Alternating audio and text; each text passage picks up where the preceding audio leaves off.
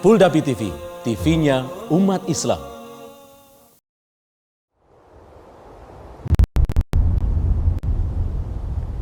Klik tombol berikut untuk mendapatkan update ilmu yang insya Allah bermanfaat.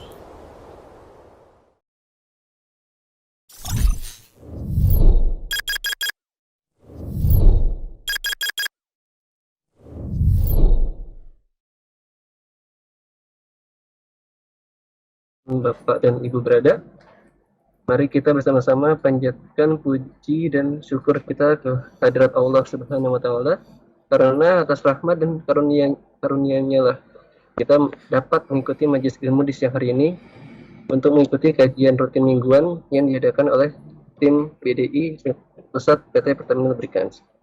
Tak lupa salawat dan salam semoga selalu kita curahkan kepada junjungan kita Nabi besar Muhammad SAW. Semoga kita akan mendapat syafaatnya nanti di yaumil akhir. Perkenalkan, saya Rizky dari Produksi di Jakarta. Satu moderator ini akan menjadi moderator di kajian BDI Pusat. Dan Bapak dan Ibu sekalian, telah hadir juga bersama kita Ustadz Syafiq Riza Basalamah, yang nantinya beliau akan memberikan kajian dengan tema nasihat untuk salesman dan karyawan. Mohon izin Pak Ustadz ya, waktu untuk kajiannya itu 1 jam ya, 1 jam lewat 15 menit. Kemudian 15 menit berikutnya kita tanya jawab. Untuk waktu dan tempat kami persilahkan ya Pak Ustadz. Masya Allah. Jazakumullah khair. Alhamdulillahi Rabbil Alamin. Wabihi nasta'in ala umuri dunya wad din. Segala puji bagi Allah Jalla Jalaluh, yang hanya kepadanya kita meminta pertolongan, baik dalam menghadapi urusan dunia kita ataupun urusan agama kita. Yang setiap sholat kita senantiasa mengatakan iyyaka na'budu wa iyyaka nasta'in. Hanya kepadamu kami beribadah, dan hanya kepadamu kami meminta pertolongan. Tanpa bantuannya dan tanpa izinnya, minyak dari perut bumi ini tidak akan pernah keluar. Dan tanpa pertolongannya, kita tidak akan bisa berjalan di muka bumi ini dengan nyaman dan landai. Maka semoga kita dibantu untuk senantiasa bersyukur kepada Allah, memuja dan memuji atas segala nikmat yang Dia berikan, dan bersabar tatkala ada musibah yang menimpa. Allahumma salli wa sallim wa zid wa barik wa an'im ala abdika wa rasulika Sayyidina wa nabiyina Muhammadin wa ala alihi wa ashabihi ajma'in. Ya Allah, semoga salat dan salam senantiasa Engkau curahkan untuk hamba kekasih-Mu, untuk baginda Nabi kita Muhammad alaihi salatu wassalam, untuk keluarga beliau, untuk istri-istri beliau, untuk putra-putri beliau, dan untuk seluruh sahabat Nabi. Semoga Allah meridhai kita bersama mereka. Amma ba'd. Jamaah rahimakumullah, khususnya teman-teman yang hadir. Rasul sallallahu alaihi wasallam pernah bersabda, "Ya'ti 'alan nasi zamanun la yubali al-mar'u ma akhadha min aminal halali amil haram." Rawahul Bukhari. Nabi alaihissalatu wassalam bersabda bahwa akan datang suatu masa kepada manusia ini, di mana manusianya tidak peduli dengan penghasilan yang dia dapatkan, Apakah dia dapatkan dengan cara yang halal atau dia dapatkan dengan cara yang haram? Dan sepertinya masa itu telah datang, di mana kita hidup di waktu manusia tidak lagi bertakwa kepada Allah Azza wa Jalla, tidak berpikir halal dan haram. Yang dia pikirkan bagaimana dia mendapatkan harta sebanyak-banyaknya dengan cara semudah-mudahnya. Bagaimana dia mendapatkan keuntungan yang maksimal dengan modal yang minimal. Padahal Allah Azza wa Jalla mengatakan, ya ayuhan nas. Di surat Al-Baqarah ayat 168, Allah mengatakan, ya ayuhan nas. Wahai umat manusia. Kita ini manusia. Kita ini hamba Allah Azza wa Jalla. Kita dulu tidak ada, kemudian kita jadi ada. Allah berikan kepada kita segala fasilitas yang dengannya kita dapat menjalani kehidupan ini. Allah mengatakan, ya ayyuhan nas, wahai umat manusia, kulu mimma fil ardi halalan thayyiban.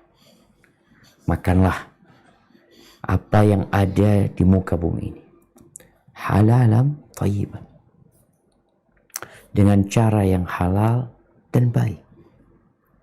Wala tattabi'u khutuwatis syaitan, innahu lakum aduwwum mubin. Kata Allah, kalian jangan mengikuti langkah-langkah setan. Jangan diikuti. Setan itu musuh yang nyata buat kalian. Kita semua tahu bahwa penyebab kita berada di muka bumi ini adalah karena dosa yang dilakukan oleh ayahanda kita Nabi Adam alaihissalam. Yang dosa itu terjadi disebabkan godaan setan yang terkutuk. Bagaimana Allah Azza wa Jalla membolehkan Nabi Adam bersama Hawa, fakula minha ragadan haitsu syi'tuma. Silahkan dimakan, dinikmatin. Apa saja yang berada di surga itu, ya, bebas. Tanpa ada larangan, tanpa ada perhitungan. Makan. Namun Allah berpesan, wala taqraba hadhihi syajarah fatakuna minadh dhalimin. Jangan mendekati pohon ini. Pohon ini jangan didekati. Kenapa? Nah, kalau didekatin kalian akan menjadi orang-orang yang zalim. Selesai itu larangan dan mulailah perjalanan hidup dimulai. Nabi Adam alaihissalam hidup di surga Allah Azza wa Jalla bersama Hawa. Tapi iblis tidak tinggal diam. Bagaimana dia menggoda, merayu agar Nabi Adam alaihissalam melanggar satu aturan Allah, mendekati pohon terlarang tersebut. Dengan bahasa yang indah, dengan tutur kata yang baik. Bagaimana iblis menawarkan kepada Adam alaihissalam dan Hawa untuk menunjukkan ala syajaratil khuldi wa mulkin la yabla. Aku tunjukkan kau kepada pohon kekekalan, pohon keabadian, dan kerajaan yang tidak akan pernah fana.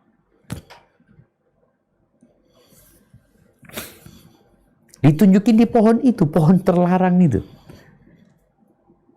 Dan akhirnya terjadi yang terjadi. Kemudian mereka diturunkan dari surga Allah Azza wa Jalla. Setelah Allah menerima taubatnya Nabi Adam. Tapi tetap Allah memberikan hukuman dengan cara diturunkan dari surga Allah Azza wa Jalla. Tapi Allah berpesan, Qul nahbitu minha jami'an fa imma ya'tiyannakum minni huda. Semuanya turun dari surga Allah Azza wa Jalla. Apabila datang kepada kalian dari aku petunjuk, famanittaba'a hudaya fala yadhillu wa la yashqa. Yang mengikuti petunjuk tidak akan tersesat dan tidak akan sengsara. Maka inilah yang sedang kita akan bincangkan. Bagaimana seorang salesman, seorang karyawan itu dapat balik ke surga. Anda tidak berbicara tentang bagaimana seorang salesman menjadi manajer, bagaimana dia menjadi pengusaha, menjadi bisnismen. Enggak, Anda tidak bicara itu ya. Nasihat kita mungkin seputar bagaimana seorang salesman dan seorang karyawan ini hidup berbahagia di dunia dan hidup berbahagia di akhirat dan diselamatkan dari api neraka. Bukankah itu doa kita semua? Rabbana atina fid dunya hasanah wa fil akhirati hasanah wa qina adzabannar. Wahai Rabb kami, berikan kepada kami fid dunya hasanah, di dunia ini kebaikan. Ya, kebaikan di dunia itu sehat badan kita, punya yang kita makan, tenang hati kita, qanaah, menerima dengan semua keputusan Allah Azza wa Jalla. Wa fil akhirati hasanah, mendapatkan keridhaan Allah, diperkenankan masuk surga dan diselamatkan dari api neraka. Maka nasihat yang pertama adalah senantiasa bertakwa kepada Allah Azza wa Jalla dengan menjalankan perintahnya dan menjauhi larangannya. Kita nih muslim, tapi banyak yang tidak tahu dengan perintah Allah dan tidak tahu dengan larangan Allah. Seperti seorang yang baru belajar naik motor, dia belum dapat SIM, dia nggak tahu dengan aturan di jalanan, maka dia tidak akan peduli dengan rambu-rambu yang ada. Ada rambu-rambu tulisannya nggak boleh parkir, dia parkir. Ada rambu-rambu tulisan maknanya nggak boleh masuk, dia masuk. Lampu merah dia nggak pernah tahu ini lampu merah apa, dia terobos. Yang penting dilihat sepi, dia jalan. Itu yang terjadi dengan kebanyakan kita. Kita kebanyakan lahir Islam, tapi tidak belajar Islam itu apa. Sebagian berpikir Islam itu hanya ada di bulan Ramadan, pada acara buka bersama atau sahur bersama. Tarawih, dia hadir. Sebagian berpikir bahwa Islam itu ya pernikahan. Adanya wali, adanya dua saksi, adanya ijab qabul, itu Islam. Ketika mati, ketika orang disolatin, diantarkan ke kuburan, di situ ada Islam. Padahal Islam ini hadir 24 jam bersama kita. Sejak kita membuka mata kita, itu sudah ada aturan Islam. Bagaimana kita keluar dari rumah kita, di situ ada nasihat dari Islam. Ketika naik kendaraan kita, ketika berjalan menuju ke tempat kerja kita, ketika kita bekerja, tatkala kita pulang, semua diatur. Bahkan keluar masuk pasar pun ada aturan. Keluar masuk toilet pun diatur dalam Islam. Tapi kita nggak belajar. Maka nasihat yang pertama, bertakwalah kepada Allah Azza wa Jalla. Dan kaji agama Allah ini. Inna ad-dina indallahi Islam. Sesungguhnya agama yang diridhoi Allah hanya Islam. Kemudian tatkala bekerja, kita perlu niat. Sebagaimana tatkala kita beribadah, kita perlu niat. Rasulullah SAW mengatakan, innamal a'malu binniyat. Amalan itu pakai niat. Gitu. Wa innamal likulli imri'in ma nawa. Semua orang akan mendapatkan apa yang dia niatkan. Sekarang ketika bekerja menjadi salesman, menjadi karyawan, atau apapun pekerjaannya, apa niatmu? Untuk apa engkau bekerja? Karena salah niat, kita akan mengikuti langkah-langkah setan. Di dalam sebuah hadis yang diriwayatkan Imam Tabrani, Rasul sallallahu alaihi wasallam bersama para sahabatnya melewati seorang pemuda yang gagah perkasa, yang dia bekerja dengan dedikasi yang tinggi, ulet, semangat, sungguh-sungguh. Akhirnya para sahabat berkomentar, laita hadza fi sabilillah. Andai kata ini di jalan Allah gitu loh. Artinya semangat, energi yang dikeluarkan itu untuk berjihad di jalan Allah. Maka Rasul SAW meluruskan pandangan para sahabat ini. Beliau mengatakan, alaihi salatu wassalam, kalau orang ini bekerja, in kana yas'a ala abawaini kabiraini syaikhaini kabiraini fahuwa fi sabilillah. Kalau dia bekerja, niatnya itu untuk memberikan nafkah kepada kedua orang tuanya yang sudah sepuh, maka dia terhitung fi sabilillah. Maka dia di jalan Allah SWT. Subhanallah. Iya. Kalau bekerja niat untuk memberikan nafkah kepada kedua orang tua, itu fisabilillah. In kana yas'a ala waladihi sigharan. Kalau dia bekerja, berusaha untuk memberikan nafkah kepada anak-anaknya, maka dia akan berpikir halal haram kalau mau ngasih nafkah kepada kedua orang tuanya. Niatnya untuk memberikan nafkah kepada anak-anaknya. Fahuwa fi sabilillah. Maka dia terhitung di jalan Allah Azza wa Jalla. Yang ketiga, in kana yas'a yu'if nafsahu. Kalau dia bekerja dalam rangka menjaga kehormatan diri. Nah, dia bekerja untuk menjaga kehormatan diri agar dia tidak jadi benalu di masyarakat, agar dia tidak menyusahkan kedua orang tuanya, agar dia tidak minta-minta, agar dia juga tidak melakukan yang haram. Mungkin dia bekerja untuk biaya pernikahan dia. Fahuwa fi sabilillah. Maka dia sedang di jalan Allah. Tapi kalau dia bekerja, in kana yas'a riya'an wa mufakharatan fahuwa fi sabilis syaitan. Kalau dia bekerja dalam rangka riya, pamer, untuk berbangga-banggaan, hanya memikirkan masalah gaya hidup untuk ini dan itu. Kawannya punya ini, maka dia bekerja agar punya seperti punya kawannya. Bukan dalam urusan kebutuhan dia, tapi bicara syahwat dia. Riyaan. Dia pamer.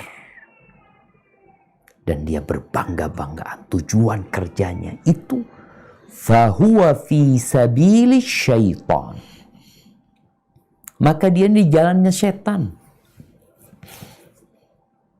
Maka setiap yang bekerja itu perlu bertanya, kenapa dia bekerja? Untuk apa dia bekerja? Kalau tujuannya untuk memenuhi kebutuhan hidupnya, memberikan nafkah kepada orang tuanya, membiayai anak-anaknya, maka dia di jalan Allah gitu. Asalkan tadi benar jalannya gitu. Tapi Kalau niatnya untuk berbangga-banggaan dan pamer, sayang, kita nggak dapat pahala dari pekerjaan kita. Bahkan kita sedang berada di jalan-jalan syaitan. Maka ahibati fillah, penting memperbaiki niat. Dan biasanya orang kalau niat untuk memenuhi kebutuhan, itu ambisinya nggak duniawi. Yang lebih dari kebutuhan dia akan berpikir bagaimana untuk akhirat dia. Rasul SAW mengatakan, man kanatid dunya hammahu, barang siapa yang dunia menjadi ambisinya, ja'alallahu faqrahu baina ainai, nggak ada cukupnya orang itu. Allah akan menjadikan kefakiran di antara kedua matanya. Dia hidup seperti minum air lautan, nggak pernah puas. Orang yang ambisinya dunia, ya udah, dia akan terabas semua aturan Allah Azza wa Jalla. Makanya kadang-kadang kita bingung, orang udah kaya raya masih korupsi. Kaya raya, korupsi. Kenapa? Karena ambisinya dunia. Dia hidup dalam kemiskinan walaupun bergelimang harta. Dia seperti seekor tikus yang kelaparan, mati di lumbung padi. Iya. Kenapa? Karena ambisinya dunia. Wa syattata alaihi syamla, wa urusannya dicerai-beraikan, ruwet urusannya. Maka kalau ada teman-teman yang hidup dalam keruwetan, mungkin ada masalah dengan ambisi. Walam ya'tihi minad dunya illa ma qaddara lahu. Dan dunia tidak akan datang kepada dia kecuali sesuai dengan yang sudah ditakar buat dia. Selesai. Tapi hidup merana dan menderita. Mengumpulkan harta tidak menikmatinya. Dia hanya menjadi keledai. Kita tahu keledai yang membawa barang banyak, dia angkut itu barang kemana, dia pergi, dia bawa itu barang. Tapi dia tidak menikmati. Gara-gara ambisinya dunia. Tapi kalau ambisinya akhirat, kita tahu anak nggak lama hidup di dunia loh Ustaz. Anak bentar. Maka dia berpikir bagaimana dia bekerja, dia mendapatkan harta yang berlimpah ruah, tapi untuk kebutuhan akhirat dia. Dia berpikir bagaimana menyambung rahimnya, bagaimana berbuat baik kepada kerabatnya. Maka dia akan Allah jadikan kekayaan di dalam hatinya. Kaya hati. Urusannya disederhanakan. Wa atatuh dunya wa hiya raghimah. Dunia akan datang kepada dia. Dipaksa dunia datang kepada dia. Subhanallah. Terus kita mau niat yang mana? Tapi dunia ini menggoda. Menggoda sekali. Sehingga terkadang kita lupa pulang ke rumah kita. Kita lupa ke rumah Allah Azza wa Jalla. Kemudian setelah bicara niat, bicara ambisi, maka jangan takut dengan urusan rizki. Kenapa? Karena ternyata rizki itu udah diatur. Dan Allah yang bagi-bagi ini rizki, bukan kita. Kalau pembagian rizki diserahkan kepada manusia, maka bencana yang terjadi. Maka Allah yang menentukan rizki dengan takaran yang tepat sekali. Coba kita baca firman Allah di surat Asy-Syura ya. Surat Asy-Syura ayat 27. Allah menjelaskan bahwasanya pembagian rizki itu Allah yang menentukan. Kenapa fulan kaya, kenapa fulan miskin? Kenapa kok nggak kebalik gitu? Allah Maha tahu. Coba kita baca surat Asy-Syura ayat 27. Nah.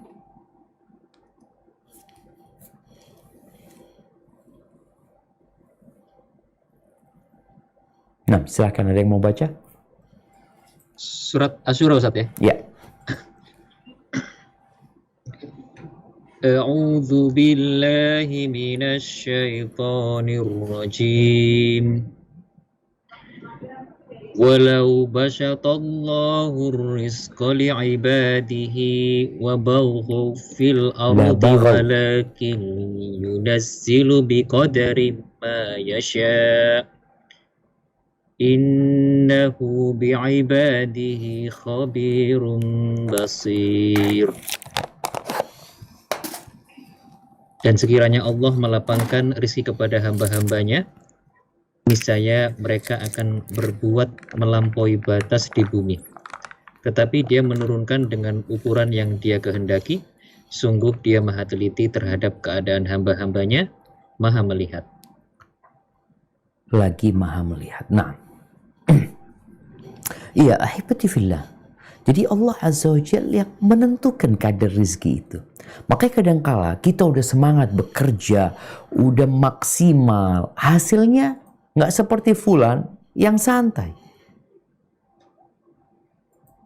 Kita lihat, ada orang yang lulus S2 dengan orang yang lulus SD.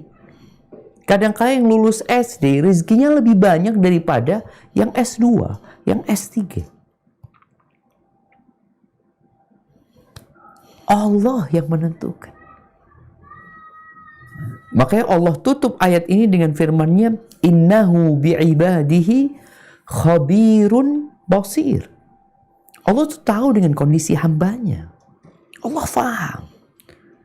Makanya kalau kita tahu dengan hal ini, kita jadi tenang ketika mencari rizki, ketika keluar rumah, ketika jualan, ya, ketika melamar kerja, ketika buka usaha. Karena kita tahu Allah akan kasih kita sesuai dengan yang Allah tahu mana yang lebih pas buat kita, mana yang lebih cocok buat kita. Rasulullah SAW dalam hadis Hudzaifah bin Yaman, beliau pernah keluar menjumpai para sahabat yang mengatakan, halumu ilayya, kalian semua ke sini, kemari. Kata Hudzaifah, fa'aqbalu ilaihi fajalasu. Akhirnya sahabat itu datang menjumpai Nabi SAW dan duduk menghadap Nabi SAW. Kayaknya mereka mau dikasih nasihat sama Rasul SAW. Faqala, hadha rasulu rabbil alamin, Jibril. Nabi mengatakan, ini utusan Tuhan semesta alam, yakni Jibril. Nafatha fi ru'i, dia menghembuskan di jiwaku. Innahu la tamutu nafsun hatta tastakmila rizqaha wa in abta'a anha. Sesungguhnya jiwa itu tidak akan mati sampai rizkinya sempurna, walaupun lambat. Jadi ada istilah kan, alon-alon asal kelakon, ya. Pelan-pelan yang penting selamat, karena kalau orang juga ngomong seperti itu. Iya, kadang-kadang rizkinya tuh pelan tapi pasti. Jadi kita harus yakin bahwa kita nggak bakalan mati sampai rizki kita lengkap. Rizki itu bukan sandal yang mungkin tertukar, tapi sebuah ketetapan Allah Azza wa Jalla. Nggak bakalan orang mati, oh rizkinya masih tersisa, nggak ada. Bukan rizki dia kalau masih ada yang tersisa. Ya, kita ngeliat ada orang kaya mati meninggalkan kekayaan 1 triliun. Oh, bukan rizki dia, bukan. Dia cuma ngumpulin doang. Rizki siapa? Ya ahli warisnya. Belum tentu milik ahli warisnya juga. Fattaqullah. Di sini pesan yang pertama tadi. Nabi SAW mengatakan, bertakwalah kepada Allah. Wa ajmilu fit talab. Dan berbuat baiklah dalam mencari rizki. Artinya kita udah tahu, udah dipastikan rizki kita. Kita disuruh mencari, tapi ingat dengan cara yang baik. وَلَا يَحْمِلَنَّكُمْ إِسْتِبْطَاءُ الرِّزْقِ أَنْ تَأْخُذُوهُ بِمَعْصِيَةِ اللَّهِ. Jangan sampai kalian kebawa penyakit namanya istibta. Merasa kok nggak cepet kaya, kok nggak cepet punya rumah, kok nggak cepet punya mobil, kok seperti ini, kok seperti itu. Dia merasa lambat proses naiknya taraf ekonomi dia. Jangan sampai gara-gara merasa lambatnya rizki dia, akhirnya dia terdorong untuk melakukan yang haram, yakni berbuat maksiat dalam mencari rizki. Fa innallaha la yunalu ma indahu illa bi ta'atihi. Yang di sisi Allah itu nggak bisa diraih kecuali dengan ketaatan kepadanya. Dan ketika orang tidak bertakwa dalam mengais rizki, dia tidak menggunakan cara yang halal, cara yang baik, maka dia akan berbohong. Dia akan menipu. Dia akan sumpah palsu. Bahkan sikut sana, sikut sini. Ini teman-teman yang kadang kala dapat keuntungan banyak, tapi tahu-tahu habis. Anak sakit, motor rusak, ini, itu. Ada apa ini? Boleh jadi kita dapat uang itu tidak dengan cara yang diridhain Allah. Nih di antara para sales ini biasanya orang yang pintar ngomong. Dia dapat meyakinkan pembeli, konsumen itu dengan barang yang dia tawarkan. Boleh, nggak apa-apa, tapi jangan bohong. Di dalam hadis yang diriwayatkan Imam Bukhari dan Muslim, Rasulullah sallallahu alaihi wasallam bersabda, "Al-bai'ani bil khiyar ma lam yatafarraqa." Penjual dan pembeli itu, ya mereka punya hak khiyar, pilihan, melanjutkan jual belinya atau menggagalkan selama mereka belum berpisah. Fa in sadaqa wa bayyana burika lahuma fi bai'ihima. Kalau dua orang ini, pembeli dan penjual ini, mereka itu jujur. Wabayyana, dan dijelaskan yang perlu dia jelaskan, dia jelaskan. Karena kadang-kala ada pembeli yang bohong, dia mengatakan aku ini beli untuk kebutuhan ini, aku sedang susah ini dan itu, yang kadang-kala penjual akhirnya ya menurunkan barang dalam rangka, menurunkan harga barang dalam rangka membantu orang tersebut. Atau sebaliknya, penjualnya yang nggak jujur. Kalau ini jujur, wabai, dan dijelaskan.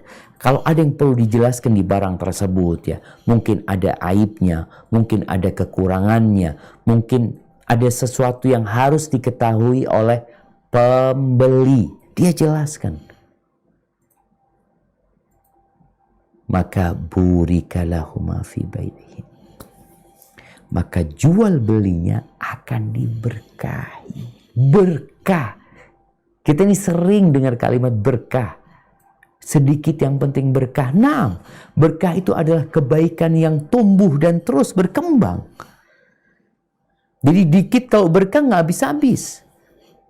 Banyak nggak berkah, habis.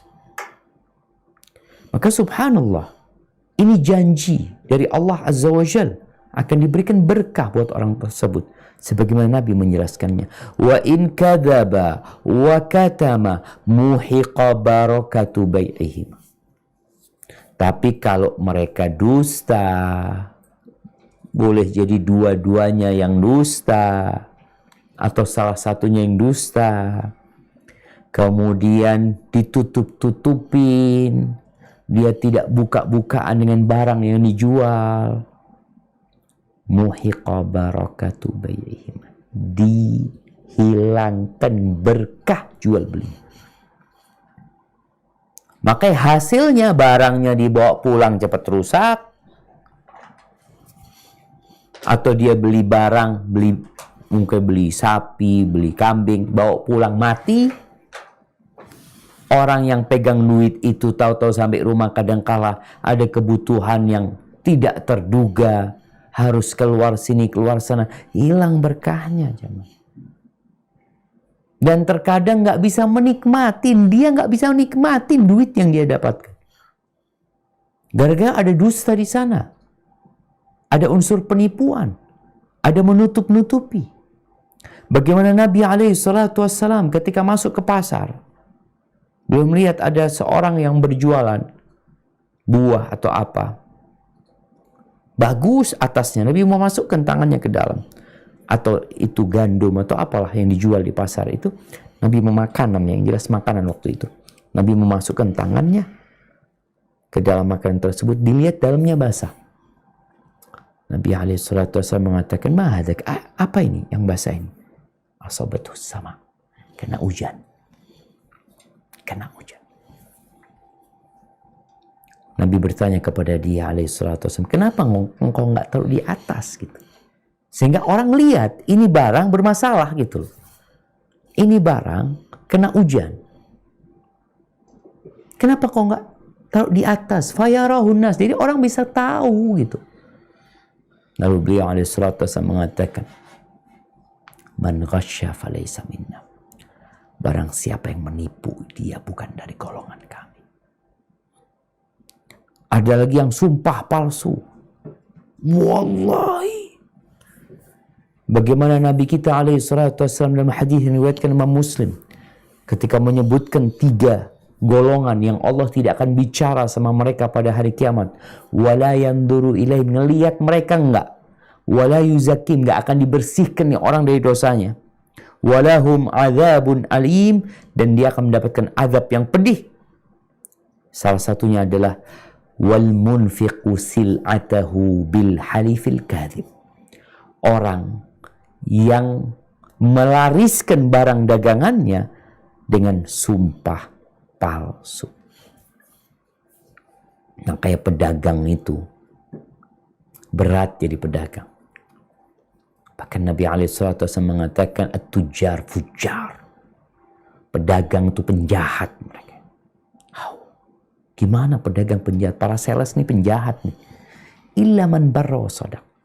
Kecuali yang baik dan jujur gitu.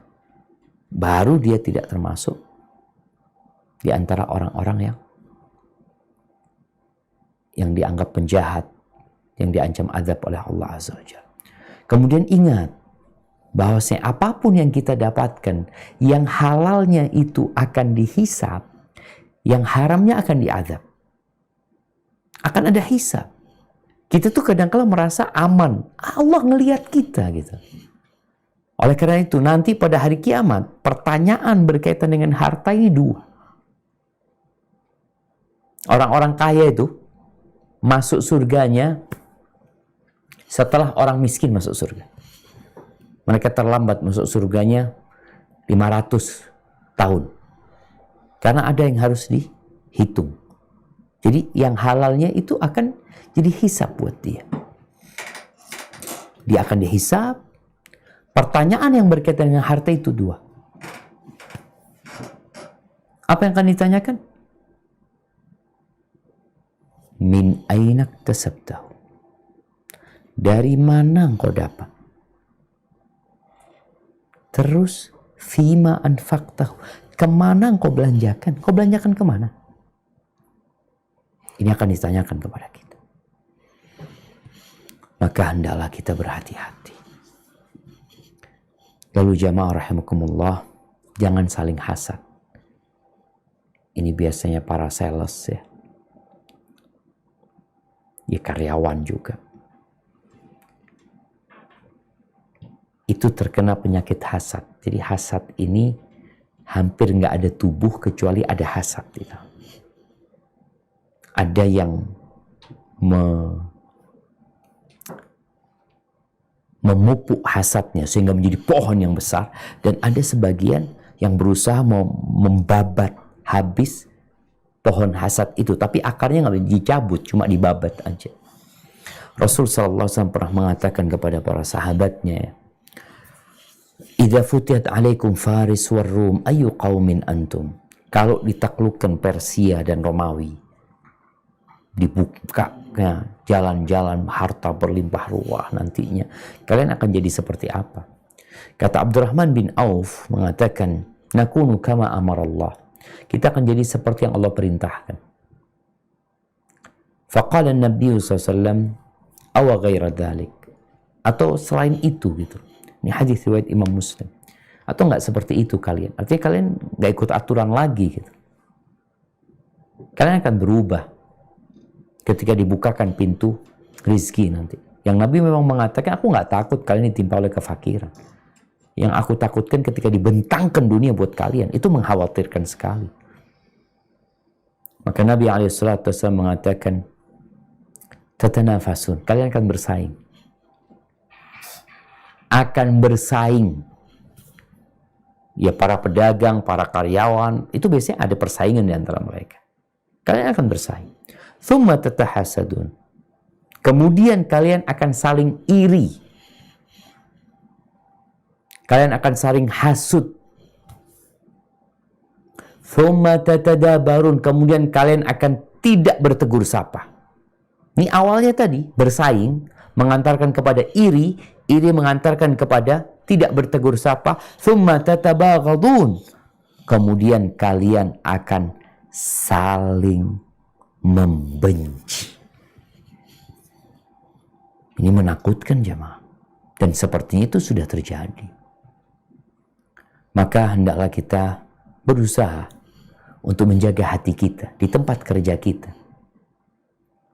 Agar kita tidak terkena penyakit hasad. Dan untuk para karyawan. Ya. Apa yang harus dilakukan? Engkau bukan pedagang. Jadilah pekerja yang kuat dan amanah. Kuat dan amanah. Allah Azza wa Jalla mengatakan, inna khaira man ista'jarta al-qawiyul amin. Sebaik-baiknya orang yang dipekerjakan, yang diupah itu adalah orang yang kuat dari sisi kredibilitasnya. Dia memiliki kemampuan bekerja, ya. Ilmunya benar. Dia bukan beli itu ijazah, tapi dia memang sekolah dan dia belajar. Dia nggak nyontek ketika sekolah. Jadi dia adalah orang yang memang qawi, kuat, berilmu, punya keterampilan, punya kemampuan. Yang kedua, al-amin, amanah. Soalnya kalau orang kuat nggak amanah, habis negara ini. Banyak orang-orang pintar, profesor, dokter, tapi kalau nggak amanah habis. Tapi sebaliknya ada orang amanah tapi lemah. Dia nggak jalan juga. Maka seorang yang menjadi karyawan pekerja, hendaklah dia berusaha untuk memiliki dua hal ini. Dia memiliki kredibilitas dan berintegritas. Dia kuat dan amanah. Dan ketika bekerja, niatnya sama dengan yang tadi. Dan ketahuilah bahwa Rasul Shallallahu Alaihi Wasallam itu menyampaikan dalam sabdanya, Innallaha yuhibbu, sesungguhnya Allah cinta, idza amila ahadukum amalan ayutqinahu, kalau seorang bekerja melakukan sebuah pekerjaan, dia menyempurnakan pekerjaan itu. Kerjanya nggak setengah-setengah, disempurnakan kerja. Jangan karena ada atasan baru kerja beneran. Nggak perlu. Kita itu dicintain Allah. Bukan karena bos, bukan karena atasan. Tapi Anda bekerja dengan niat tadi di awal yang sudah bicarakan. Dan Anda tidak akan bawa yang haram ke rumah Anda. Anda akan bekerja menyempurnakan pekerjaan Anda. Dan Allah akan cinta dengan orang seperti ini. Tapi jangan lupa, ada yang kerjanya bagus, sempurna, tapi lupa sama ibadah. Berapa banyak kita ngelihat orang-orang yang profesional kalau kerja, Masya Allah, ya, tepat waktu masuk kantor. Dan dia sungguh-sungguh bekerja, loyal kepada perusahaan. Tulus ketika bekerja, tapi dia lupa dengan panggilan Allah Azza wa Jalla. Waktu sholat ketinggalan. Banyak kita melihat seperti itu. Ada orang yang kerjanya bagus, tapi ini orang sama Tuhannya nggak bagus. Bakal jadi penyakit nih orang ini. Allah Azza wa Jalla, ini mungkin ayat terakhir yang akan kita baca di surat An-Nur ayat 37. bagaimana Allah menyebutkan tentang manusia-manusia yang dia bekerja, semangat bekerja, punya perdagangan, punya perniagaan, tapi nggak lupa sama Allah Azza wa Jalla. Ketika azan dikumandangkan, dia berangkat ke rumah Allah Azza wa Jalla. Mungkin tubuhnya ada di kantor, badannya ada di pasar, ada di jalanan, tapi hatinya selalu ada di rumah Allah Azza wa Jalla. Nah, silakan dibaca An-Nur ayat 37.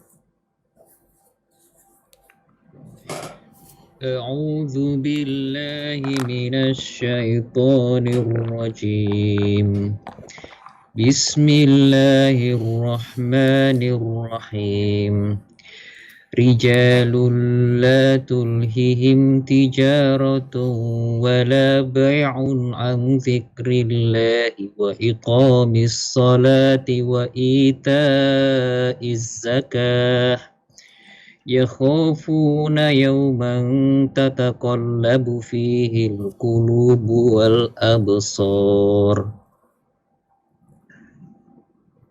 Orang-orang yang tidak dilaikan oleh perdagangan dan jual beli dari mengingat Allah, melaksanakan sholat dan menunaikan zakat, mereka takut kepada hari ketika hati dan penglihatan menjadi guncang, yakni hari kiamat. Barakallahu fikum. Iman ini yang membuat orang tulus dengan benar, bukan cari muka. Dia bekerja, tapi ketika datang waktu sholat, dia tinggalkan semuanya. Dia tidak akan makan yang haram. Dia takut nanti akan dihisab pada hari kiamat dan diazab nantinya. Jadi para sahabat Nabi itu bukan orang-orang yang cuma di masjid, mereka bekerja. Abu Bakar Siddiq kerja, jual beli ke Syam mereka. Perniagaannya itu jauh, sebulan perjalanan. Ada pasar di kota Madinah. Ada kebun-kebun di mana manusia bekerja. Tapi ketika masuk waktu sholat, mereka tinggalkan itu semuanya. Mereka datang ke rumah Allah. Mereka takut dengan hari kebangkitan nantinya.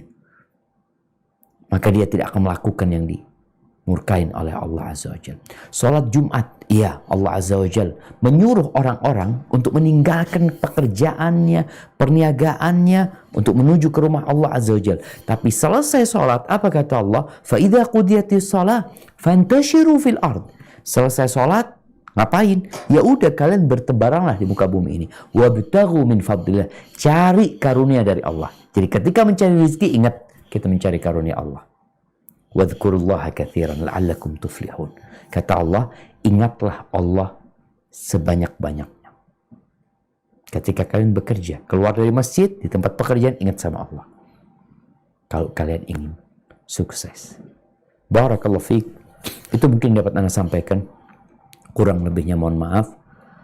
Kita mungkin masuk ke sesi tanya jawab. Nah, Anda kembalikan ke moderator. Jazakumullah khair. Jazakallah khairan katsiran. Pak Ustadz, terima kasih banyak atas kajiannya. Sudah ada beberapa pertanyaan yang masuk nih, Pak Ustadz. Dimulai dari yang pertama ya. Bismillahirrahmanirrahim. Ustadz, kami izin tanya, di lingkungan kerja banyak sekali kita berinteraksi dengan rekan kerja. Bagaimana cara yang benar kita menyikapi jika mendapati kawan kerja yang punya tabiat pria yang mana selalu menceritakan kebaikan dirinya, keluarganya, rizkinya, dan ibadahnya baik, kita langsung maupun tidak langsung, karena tidak pada berbicara untuk menasihati, maka kami pilih untuk diam. Syukran. Masya Allah. Naam, barakallahu fiik. Ya, habbati fillah. Kita sesama orang-orang mukmin itu diperintahkan untuk watawasau bil haq, watawasau bis sabr. Apabila kita melihat saudara kita memiliki tabiat yang buruk, memiliki perbuatan yang tidak dibenarkan, masa kita diamkan? Nggak boleh kita mendiamkan. Kita harus memberikan nasihat kepada dia. Mungkin caranya yang perlu kita pikirkan. Jadi ada orang-orang yang tadi dikatakan ujub, dia menceritakan hasil dia, ibadah dia, macam-macam. Maka bagaimana kita masuk ke dalam dirinya dengan mengingatkan dia tentang pentingnya ikhlas. Biasanya dia nggak suka. Orang tuh nggak suka dikasih tahu, nggak suka dikritik, nggak suka dikasih masukan. Maka kita harus mencari cara dan waktu yang tepat. Jangan lagi kumpul-kumpul sama kawan, dia mungkin lagi menceritakan kebaikan dia. Kita langsung tegur dia di sana. Dia sakit hati. Tapi bagaimana tatkala selesai majelis itu, kita duduk sama kawan kita ngobrol sama dia, lalu sampaikan, aku nih seneng sama engkau. Kalau engkau mau, aku ada nasihat nih, supaya engkau jadi lebih baik. Dan Ana juga minta nasihat ya, kalau Ana ada kekurangan, karena orang mukmin itu kan cermin buat saudaranya gitu. Ketika itu kita kasih nasihat. Jangan ngasih nasihat di depan orang. Kadang-kala di grup, jangan ngasih nasihat di grup itu, tapi japri umpamanya. Sehingga saudara kita ini tidak merasa dilecehkan. Tapi kita tetap perlu memberikan nasihat. Kalau ternyata mungkin kayaknya sulit nih orang, Ustaz. Oke, ada cara lain mungkin. Kita bikin kajian nih, kayak sekarang nih. Bikin kajian. Sampaikan temanya, Ustaz, minta tentang ini dan itu. Dengan harapan saudara kita ini dengerin. Dan dia mengevaluasi dirinya. Makanya tugas kawan itu salah satunya adalah sebagai ya kontrol untuk kita. Yang ngasih nasihat kita, menyampaikan engkau nggak boleh kayak gitu, nggak boleh kayak gitu. Ini faedahnya kawan. Tapi kawan yang seperti ini biasanya nggak disukain. Umar bin Khattab radhiyallahu ta'ala anhu mengatakan, rahimallahu mra'an ahda ilaina uyubana. Semoga Allah merahmati seorang yang menghadiahkan kepada kami aib-aib kami, kekurangan-kekurangan kami. Maka kita perlu memberikan nasihat kepada dia, tapi caranya mungkin tadi, jangan di depan orang. Kalau memang kita nggak bisa masuk, mungkin lewat orang lain yang dekat sama orang itu. Atau kita bisa undang ustadz untuk membuat kajian umum, yang salah satunya tujuannya memberikan nasihat kepada dia. Barakallahu fikna.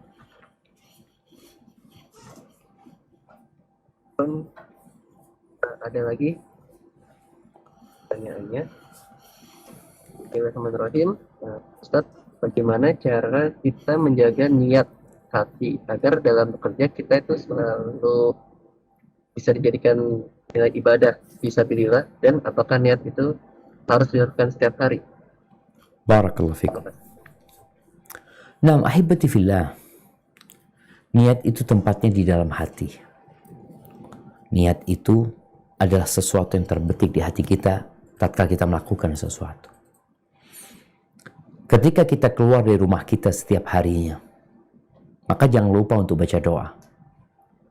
Karena ini menunjukkan kita bergantung sama Allah Azza wa Jalla. Kita akan berpikir apakah yang kita lakukan diridhoi sama Allah Azza wa Jalla. Keluar rumah, bismillah, tawakkaltu ala Allah. Ini tadi juga untuk cara menjaga niat kita. La haula wa la quwata illa billah. Kemudian Allahumma inni a'udzubika an adilla au udhalla. Ya Allah, aku berlindung kepadamu, jangan sampai aku tersesat, jangan sampai aku disesatkan. An azilla au uzalla, jangan sampai aku tergelincir atau digelincirkan.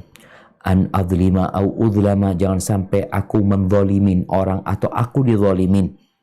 An ajhala au yujhala alaih, jangan sampai aku dibodohin sama orang atau aku membodohin orang lain. Maka kita perlu berdoa. Ini insya Allah akan membuat kita lebih bergantung sama Allah, dan kita tahu kok kerja kenapa gitu. Dan bicara niat, ya ketika kita bekerja, niat itu ada bersama kita. Jadi sekarang nih di tempat kerja, bukan awal kita mau berangkat kerja baru niat ya. Sebenarnya niat itu selalu ada bersama kita. Antum kenapa sekarang bekerja? Untuk apa tujuannya? Kok tujuannya tadi umpamanya memang untuk anak kepingin beli motor baru, kepingin ini, kepingin itu, untuk berbangga-bangga, dan dia jalannya setan gitu. Tapi kalau dia bekerja memang untuk memberikan nafkah kepada kedua orang tuanya, maka insya Allah itu tercatat fisabilillah. Kemudian kita perlu berdoa memohon pertolongan kepada Allah agar kita tidak menjadi hambanya dunia, budaknya harta ini. Barakallahu fikum. Syukran Pak Ustadz. Pertanyaan lagi. Assalamualaikum warahmatullahi wabarakatuh. Bismillahirrahmanirrahim. Bagaimana sikap kita yang bekerja sebagai sales di instansi di mana dalam pemasaran produknya masih menggunakan sistem kredit atau riba? Iklan-iklannya masih menggunakan wanita yang terbuka auratnya dan juga memberikan cashback ke pihak tertentu meskipun produknya itu halal, Pak Ustaz. Barakallahu fikum. Iya, bicara produk yang halal bukan berarti kita dengan mudah menjualnya. Tapi perlu sistem yang halal pula. Mamanya Anda jual air. Air halal dijual, produknya halal. Bagaimana kita melakukan jual beli dengan mereka? Kalau tadi dikatakan ada unsur di sana, kita ternyata menawarkan barang itu dengan sistem riba.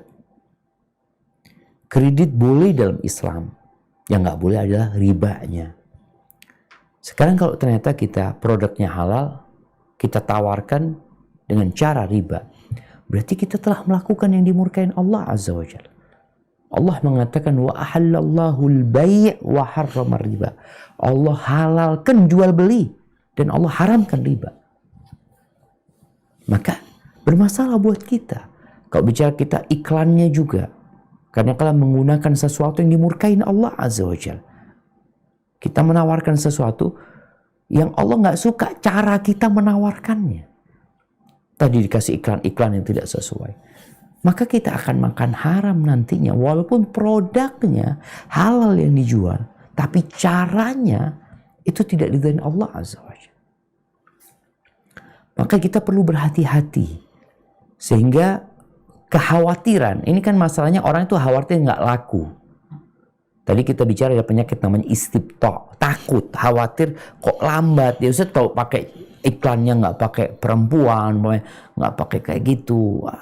Nggak laku Ustaz, ini dan itu. Akhirnya kita melanggar aturan karena kita ingin cepat kaya, kepingin cepat laris. Maka nasihat ana, udah barangnya halal, engkau tawarkan sendiri dengan cara yang halal. Orang mau iklan itu terserah mereka, tapi engkau ketika menawarkan barang itu, engkau tawarkan dengan cara yang halal. Iklan-iklan yang dilarang atau sistem-sistem yang dilarang, nggak pakai. Ini sistem riba, enggak. Aku jualnya cash, umpamanya seperti itu. Maka insya Allah dengan cara seperti itu akan berkah. Walaupun dikatakan, oh, kawanmu bisa 10 yang terjual, engkau cuma 2, nggak apa-apa. 2 tapi berkah. Daripada 10 dimurkain Allah, dicabut berkah. Barakallahu fikna. Syukran Ustaz. Ada lagi Pak Ustaz? Pertanyaannya yaitu Bismillahirrahmanirrahim. Bagaimana sikap kita sebagai karyawan apabila perusahaan tidak menunaikan hak-hak para karyawannya, sementara para karyawannya insya Allah sudah menjalankan semua kewajiban terhadap perusahaan tersebut? Syukran Pak Ustaz. Masya Allah. Iya. Di antara orang yang zalim yang Allah murkain adalah seorang bos yang karyawannya sudah kerja, udah berkeringat, udah capek, nggak dikasih haknya dengan sempurna. Nabi SAW mengatakan, a'tul ajira ajrahu qabla ayyajifa araquh. Berikan kepada karyawan itu upahnya sebelum keringatnya kering. Tapi bagaimana sikap kita ketika memiliki bos yang zalim? Yang pertama, kita bisa memaafkan kezaliman tersebut. Yang kedua, kita bisa menuntut kezaliman yang dilakukan. Di dunia ini bisa dengan cara yang sesuai, dengan melaporkan kezaliman tersebut kepada pihak yang berwajib. Atau kalau malas, aduh ribet Ustaz ini dan itu, engkau bisa melaporkannya kepada Allah Azza wa Jalla. Kezaliman yang dilakukan. Karena Allah mengharamkan kezaliman. Dan Allah mengabulkan doa orang yang dizalimi. Itu dikabulkan doa. Engkau bisa laporkan sama fulan, zalim ya Allah. Semoga engkau berikan hukuman kepada di atas kezaliman. Maka itu yang bisa dilakukan oleh seorang karyawan. Dan pilihan terakhir memang dia ya keluar dari tempat tersebut. Namun kalau dia tetap kayaknya anak butuh sama pekerjaan ini, ya sudah kezaliman yang dilakukan, anak akan berdoa mohon sama Allah semoga dikasih hidayah mereka. Atau tadi semoga Allah memberikan hukuman kepada orang yang melakukan kezaliman. Jadi la yuhibbullahu al-jahra bis-su' minal qaul illa man zulim. Allah nggak suka tuh dengan ucapan-ucapan keburukan atau doa-doa minta keburukan kecuali orang yang dizalimin. Boleh dia melakukan itu. Barakallahu fiik. Syukran Pak Ustaz atas jawabannya. Next pertanyaannya, izin bertanya Pak Ustaz, harta yang dihisap itu tadi kan bahas harta ya perorangan atau harta yang dibeli dengan uang sendiri, atau ada harta keluarga atau harta yang dibeli oleh suami, ibu atau bapak, atau brand bagaimana jika harta itu misalnya harta warisan. Apakah itu tetap dihisap dengan asal diperolehnya tersebut selama penggunaan atau bagaimana Pak Ustaz? Masya Allah. Nah, ahibati fillah. Ini berkaitan dengan orang kaya tadi yang terlambat masuk surga dikarenakan ada proses hisap yang dilakukan. Kalau Anda lihat mungkin gambarannya yang ringan seperti yang dilakukan oleh Badan Pemeriksa Keuangan, BPK ya. BPK itu biasanya yang akan dilakukan adalah akan ditanya dari mana dan kemana. Nanti pada hari kiamat, dari mana dan kemana yang milikmu. Mau dapatnya dari warisan, mau dapatnya dari hadiah, kan nanti ketika dihisab ditanya, engkau dapat dari mana tuh mobil? Hadiah dari fulan. Betul. Ditanya, engkau dapat dari mana duit 1 miliar? Warisan. Itu setiap orang akan dihisab tentang hartanya dia. Hartanya dia. Kalau bicara harta milik keluarga, siapa pemiliknya? Kalau warisan, ya ahli warisnya. Makanya di sini mudah ya, ahli waris itu jawabnya enak. Dapat dari mana uang 1 miliar? Warisan. Selesai, memang dapat warisan. Orang tua akan dapat dari mana 1 miliar? Dia akan ditanya. Dapat dari sini 100.000, dapat dari sini 1 juta, dapat dari sini. Dan hisab itu detail. Maka Allah Azza wa Jalla mengatakan faman ya'mal mithqala dzarratin khairan yarah wa man ya'mal mithqala dzarratin syarran yarah. Barang siapa yang berbuat kebaikan seberat semut, dia akan mendapatkan balasan. Seberat semut. Jadi hisabnya itu detail sekali. Kalau itu kebaikan, dia akan dapat balasan. Oh, dia 50.000 dia sedekahkan, ikhlas lillahi ta'ala. Akan dilipat gandakan. Yang berbuat keburukan, oh dia dapat nih 5.000 ini bukan uangnya dia. Dia ngambil miliknya perusahaan. Dia pun akan mendapatkan balasan. Jadi kalau tanya harta yang mana yang dihisap, yang milik kita. Dapatnya dari mana, itu akan ditanyakan. Kemana engkau belanjakan, itu akan ditanyakan. Jadi semua itu akan dihisap masing-masing. Perusahaan ini punya orang, perusahaan ini. Milik orang. Perusahaan siapa pemiliknya? Fulan. Dapat dari mana? Yaitu akan dihisap, akan ditelusuri dari mana dia dapat itu. Barakallahu fiqna. Syukran Ustaz. Alhamdulillah seluruh pertanyaan masuk telah dijawab dengan sangat baik ya oleh Pak Ustaz. Karena waktunya sudah habis ya Pak Ustaz, izinkan saya menyampaikan poin-poinnya dan judul tema kajiannya nasihat untuk salesman dan karyawan. Poin-poin yang ditekankan itu pertama, kita harus bertakwa kepada Allah Subhanahu wa taala, dan kita juga harus belajar agama Islam agar kita bisa mengetahui aturan-aturan atau syarat-syarat Islam yang berlaku. Dua, kita harus memperbaiki niat saat bekerja, karena semua diawali dengan niat. Apabila niat kita baik, insya Allah kita akan bekerja sesuai dengan syariat Islam, dan juga kita bisa bekerja mendapatkan pahala juga saat bekerja. Tiga, Allah Subhanahu wa taala juga telah menentukan rezeki hamba-hambanya sesuai dengan kebutuhannya. Jangan sampai kita merasa kurang, merasa tidak cepat kerja terkumpul dan lainnya. Terus juga kita harus saat bekerja kita harus bersikap jujur, menghindari rasa iri dengki, hasad, agar saat kita bekerja juga kita bisa mendapatkan ridha Allah Subhanahu wa taala. Terus kita juga sebagai pekerja, kita harus menjadi pekerja yang kuat dan amanah, Yang paling penting juga jangan lupa saat bekerja kita harus ibadah dengan tepat waktu. Syukran Pak Ustadz atas penyajiannya.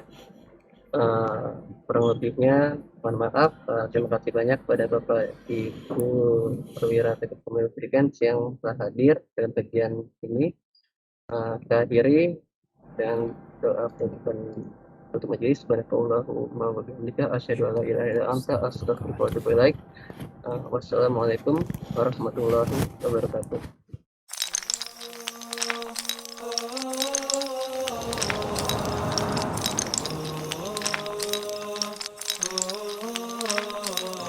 Puldapi TV, TV-nya umat Islam.